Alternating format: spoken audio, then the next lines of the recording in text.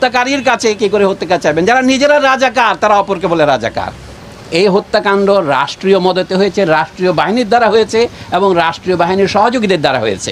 দেশের civil service থেকে শুরু করে সমস্ত সরকারি চাকরিতে সকলের বৈধভাবে প্রতিযোগিতা করার অধিকার থাকবে কি থাকবে না, সেই প্রশ্নটা অরাজনৈতিক প্রশ্ন নয়, এটা একটা রাজনৈতিক প্রশ্ন।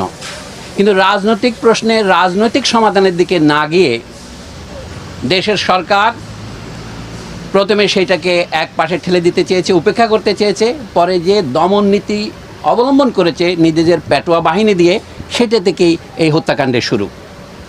আমরা প্রথমেই পরিষ্কার করে বলতে চাই, এই হত্যাকাণ্ড রাষ্ট্রীয় মদতে হয়েছে, রাষ্ট্রীয় বাহিনীর দ্বারা হয়েছে এবং রাষ্ট্রীয় বাহিনীর সহযোগীদের দ্বারা হয়েছে, যাদেরকে আমরা বলতে পারি প্রাইভেট বাহিনী। এর বিশ্বাসযোগ্য তদন্তের জন্য অবশ্যই বর্তমান পরিস্থিতি